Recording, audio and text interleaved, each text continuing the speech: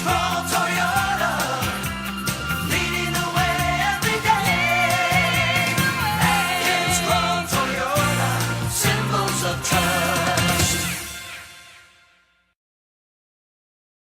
Only reason why we pulled that off the table is because they've declined it. Untalan Middle School, Simon Sanchez High School, and Benavente Middle School were the three public schools that won GTA's contest for free internet services with Wi-Fi for one school year.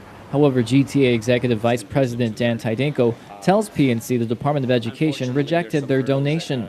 He mentions GTA wanted to help and invest $10,000 in infrastructure upgrades for each of the three winning schools because they were concerned with the slow internet speed students are experiencing. Superintendent John Fernandez says if they could, they would have taken those free services, but the law prevents them from doing it. There's a clear law in the books. We can't receive free services, free gifts from vendors, and GTA is a vendor, and this should have been caught early on.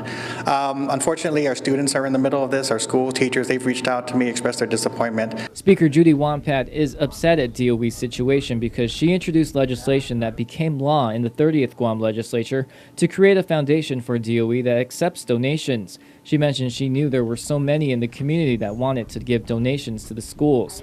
Wampat says she reminded Fernandez and the previous superintendent to set up rules and regulations of the foundation, but nothing happened. She also mentions the argument that GTA is a vendor doesn't hold up because almost everyone in the business community is a potential vendor for DOE. For the most part, when we go out to the business community, almost everyone in the business community is a vendor for the Department of Education because one way or the other, we've purchased supplies and equipment and even services from them.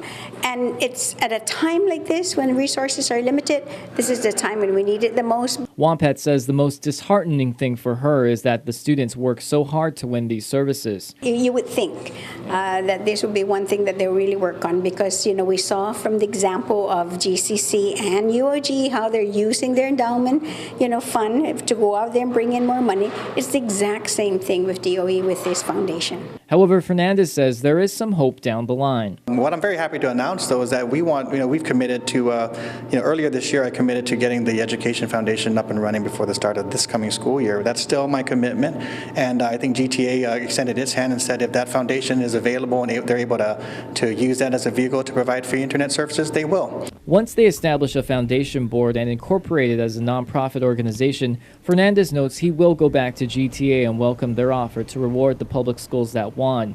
Meanwhile, GTA will award Santa Barbara, St. Francis, and St. Anthony Catholic schools the free internet services. While the three top private schools from their contest will now benefit from DOE's hurdle, Tydenko says their offer will remain on the table for the three winning public schools. At the point in time when they overcome those hurdles, we're certainly going to embrace them again if they want to go ahead and receive the gift and the donation from GTA. I mean, the only intent here was to be good corporate citizens and to, again, allow the kids and the faculty in each of those competing schools to avail of nice and good internet speeds for learning. Josh Tukenko, PNC News.